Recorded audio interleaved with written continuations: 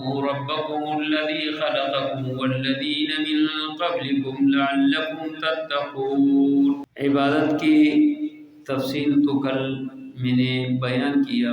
آج یہ ربکم الذی خلقکم، اس آیات میں اللہ تبارک و تعالی دو صفات بیان کرنا چاہتے، ایک رب اور دوسرا خلقت۔ اور وجہ یہ ہے کہ یہاں پر اللہ تبارک و تعالی نے ایسے نہیں فرمایا اے الناس اعبدوا اللہ الذی خلقکم، اللہ کے جگہ پر اس نے رب کا انتخاب کیا۔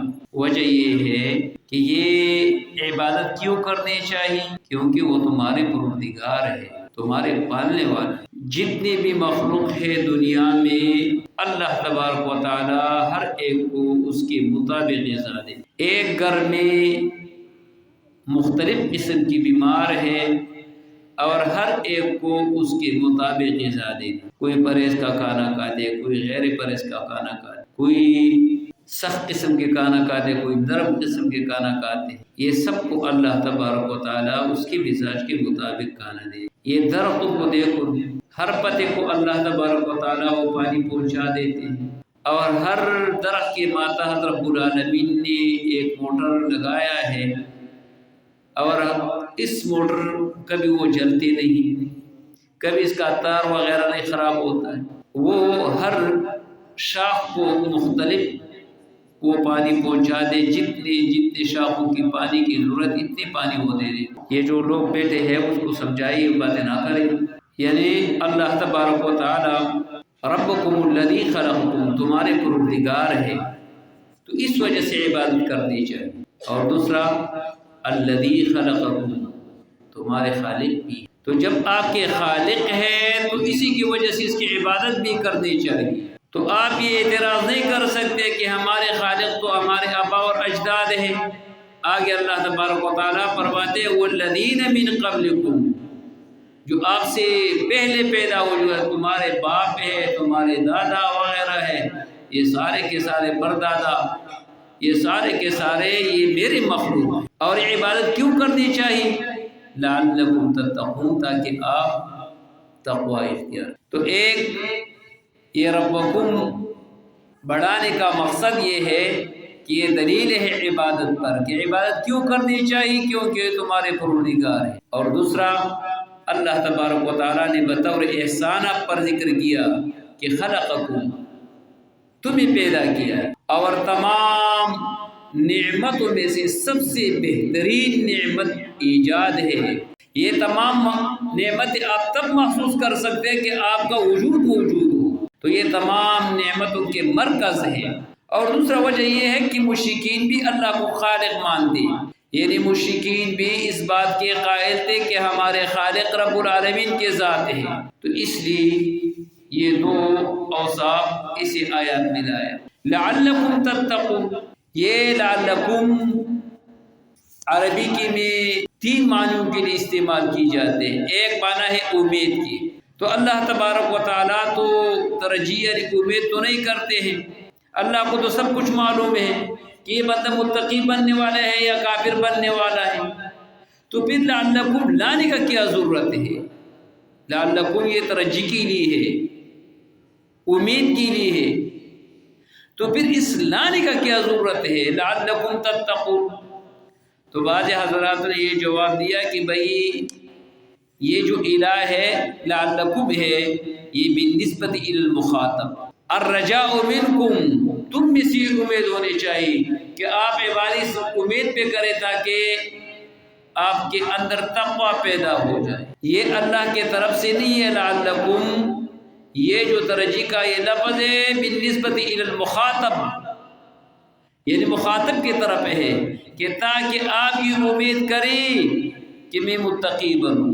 اور دوسرا جواب حافظ ابن جریر نے نقل کیا قطرب کے قول سے، وہ فرماتے ہیں کہ لعلکم، لعلہ جو قرآن کریم میں ذکر کی جاتے ہیں تو یہ لعلہ کے معنی میں ہے، تو پھر معنی یہ ہے لعلکم تتقون، کے تتقون، تاکہ آپ متقی بن جائیں، اور یہ سب سے بہترین معنی ہے۔ اور تیسرا معنی لعلکم تعارض کے معنی میں ہے، یعنی متعرضین للتقوی لعلکم تتقون، تاکہ آپ پیش ہو جائے تقوی کے لیے۔ اس پر یہ لعلکم کی اور یہ رائے ابو البقاء کی ہے، یعنی اگر لعلکم یہ تعارض کے معنی میں ہے، معنی آپ اس کی وجہ سے، عبادت کی وجہ سے آپ تقوی کے سامنے آ جائیں گے، آپ پیش ہوگے تقوی کی طرف، آپ کے سامنے تقوی آ جائیں گے۔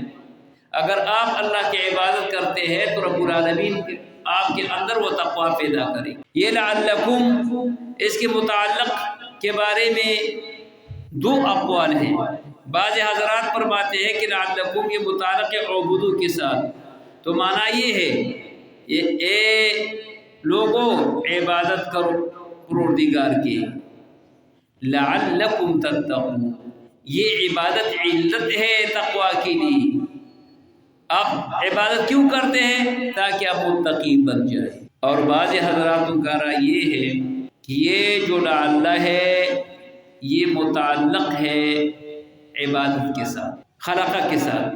اے لوگوں آپ عبادت کرو پروردگار کے الذی خلقکم، کیوں پیدا کیا؟ لعلکم تتقون، آپ کی خلقت کا مقصد یہ ہے کہ آپ اللہ کی عبادت کریں اور تقوی اختیار کریں۔ اور اس پر قرآن کریم کی ایک اور آیات بھی ہے، وما خلقت الجن والانس الا لیعبدون، انس اور جنس کے پیدائش کے جو بنیادی مقصد ہے وہ تقوی ہے، اللہ کی عبادت ہے۔ تو آپ کی خلقت کا بنیادی مقصد تقوی الہی ہے۔ لہذا اگر یہ لعلکم عبادت کے ساتھ متعلق کرے تو تب بھی ٹھیک ہے، اور اگر خلقہ کے ساتھ متعلق کرے تب بھی ٹھیک۔ تقوی کے معنی کیا ہے؟ ایک تقوی کا معنی ہے یعنی بچنا، معنی لغوی کی لحاظ سے، یعنی عبادت کا مقصد یہ ہے کہ تاکہ آپ بچ جائے عن سخط اللہ وغضبہ وآیہ الا علیک۔ تقوی کا معنی لغوی ہے بچنا، اور دوسرا تقوی کا معنی اصطلاحی ہے۔ معنی اصطلاحی تقوی کا یہ ہے کہ آپ ہر کام میں اللہ سے ڈریں، یعنی جب بھی جو کام کر لیتے اللہ کے خوف کی وجہ سے کرتے، زکوٰۃ دے دیتے اللہ کے خوف کی وجہ سے دے دیتے ہیں، آپ نماز پڑھ لیتے ہیں تو اللہ کے خوف کی وجہ سے وہ پڑھ لیتے ہیں، کسی کے ساتھ احسان کرتے ہیں تو اللہ کے خوف کی وجہ سے، جو بھی عبادت کرتے ہیں، جو بھی معاملات کرتے ہیں تو آپ اللہ کو حاضر ناظر سمجھتے ہیں، اور یہی مقصد ہے عبادت کی۔ یہ تقوی کا مقصد ہے کہ ہر وقت اللہ سے ڈرنا، اور یہ غایہ ہے عبادت کی۔ یہ لوگوں عبادت کرو پروردگار کے الذی خلقکم، جو تمہیں پیدا کیا، والذین اور وہ لوگ من قبلکم جو آپ سے پہلے، لعلکم تتقون تاکہ آپ متقی بن جائیں، تاکہ آپ پرہیزگار بن جائیں۔ عبادت کا غایہ یہ ہے کہ آپ پرہیزگار آپ کو بنا دیتے ہیں۔ جو بندہ عبادت کرتے ہیں تو عبادت کا غایہ یہ ہے کہ بندہ پرہیزگار بن جاتے ہیں، اور یہ تقوی یہ آثار باطنی ہے، یہ خود بخود لوگ محسوس کرتے ہیں کہ یہ بندہ نیک بندہ ہے۔ تو تقوی کے لیے علت عبادت بھی ہے اور خلقت بھی ہے، دونوں یہ بن سکتے ہیں۔